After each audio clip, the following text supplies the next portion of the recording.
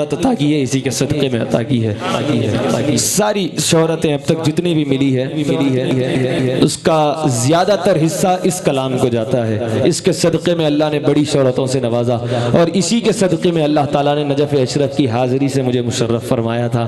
حاضرین کرام، وہ سفر کا مجھے ایک واقعہ بہت یاد آ رہا ہے، کیونکہ وہ یاد رہ کے شہ جیلاں کی تڑپاتی ہے، شہر بغداد کی جس دن سے ہوا کھائی ہے۔ حاضرین کرام، ایک مرتبہ یہ ہوا تھا، کربلا معلّہ کی جب حاضری ہوئی، حاضری دے کر جب واپس آ رہے تھے، باب الداخلی کے پاس کھڑا ہوا تھا تو ایک شخص نے مجھ سے ملاقات کی۔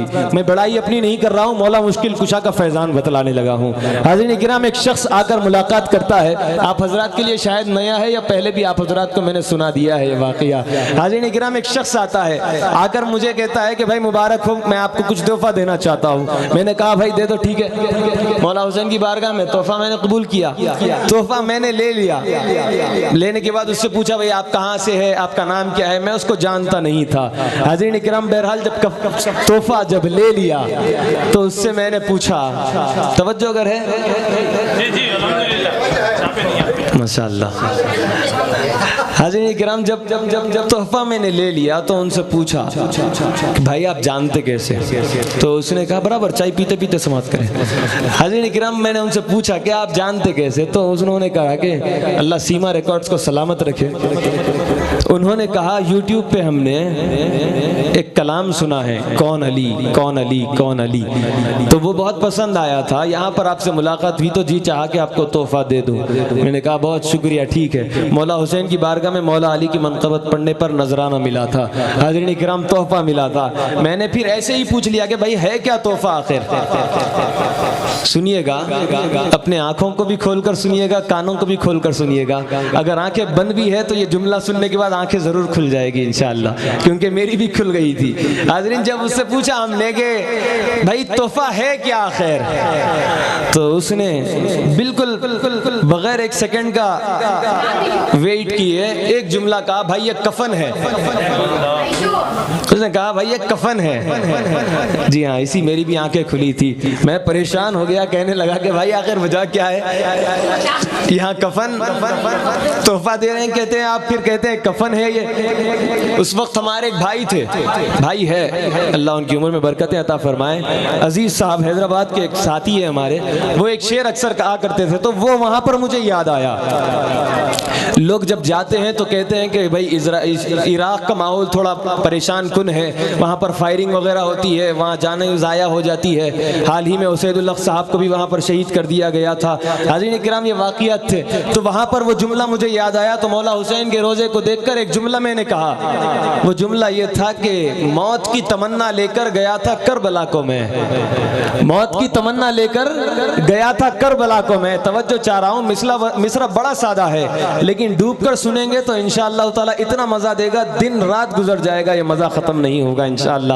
موت کی تمنا لے کر گیا تھا کربلا کو میں، موت کی تمنا لے کر گیا تھا کربلا کو میں، حسین نے کفن دے کے کہا جیتے رہو، حسین نے کفن دے کے کہا جیتے رہو، حسین نے کفن دے کے کہا جیتے رہو۔ موت کی تمنا لے کر گیا تھا کربلا کو میں، حسین نے کفن دے کے کہا جیتے رہو۔ موت ان کے غلاموں کو آتی کہاں، آ بھی جائے تو پھر بچ کے جاتی کہاں۔ موت سے کیا خطر، موت کا کیا حذر، جس کا تھا انتظار وہ گھڑی آ گئی۔ حاضرین کرام، یا علی کاسے دل لیے حاضر ہوں در دولت پر، یا علی آپ کی اولاد کا صدقہ مل جائے۔ آپ کی چائے ابھی باقی ہے۔ حاضرین کرام، بڑی تیزی کے ساتھ انشاءاللہ تعالی سلامت رکھے۔ ایک جملہ یاد آ رہا ہے، وہ بھی آپ کے سامنے عرض کر دوں۔ علی کا لال ہے، اس کی کوئی مثال نہیں۔ سید زادے کو دیکھ کر، علی کی اولاد کو دیکھ کر میں جملہ پڑھ رہا ہوں، اور پہلے مصرے میں ان کی طرف اشارہ ہے، دوسرے مصرے میں سیدنا مولا عباس کی طرف اشارہ ہے۔ حاضرین کرام، علی کا لال ہے، اس کی کوئی مثال نہیں۔ کٹے ہیں ہاتھ مگر حوصلے نڈھال نہیں، کٹے ہیں ہاتھ مگر حوصلے نڈھال نہیں۔ حاضرین حاضرین کرام میں دیکھ رہا تھا پہلے کا بھی ماحول ماشاءاللہ بڑا پرکیف ماحول تھا. علی کا لال ہے اس کی کوئی مثال نہیں, کٹے ہیں ہاتھ مگر حوصلے نڈھال نہیں. حسین والے لٹاتے ہیں جتنا ایک دن میں, کسی یزیدی خزانے میں اتنا مال نہیں, کسی یزیدی خزانے میں اتنا مال نہیں. اور ابھی سے بھاگ اٹھی کیوں یزید کی فوجیں, ابھی تو چہرہ عباس پر جلال نہیں, ابھی تو چہرہ عباس پر جلال نہیں, ابھی تو چہرہ عباس پر جلال نہیں. اور حاضرین کرام کربلا کے ایک سب سے چھوٹے شہید تھے جس کو کائنات سیدنا علی اصغر کہہ کر جانتی ہے, سیدنا علی اصغر کے نام سے جانتی ہے. اور سیدنا مولا حسین کا یہ کہنا تھا کہ اللہ تعالیٰ اگر مجھے 100 بیٹے بھی اگر دیتا تو میں سب کا نام علی رکھتا. سیدنا امام حسین کو اللہ نے 3 شہزادوں سے نوازا. پہلے شہزادے کا نام علی اکبر ہے, دوسرے کا نام علی اوسط ہے, تیسرے کا نام علی اصغر ہے. حاضرین کرام سب سے چھوٹے شہید سیدنا علی اصغر رضی اللہ تعالیٰ عنہ, ان کا واقعہ حاضرین شاعر نے ایک شعر میں کھینچا ہے. کہتا ہے کہ ابھی سے بھاگ اٹھی کیوں یزید کی فوجیں, ابھی تو چہرہ عباس پر جلال نہیں, اور ابھی ستم کو رلانے میں ہو گئے ماہر.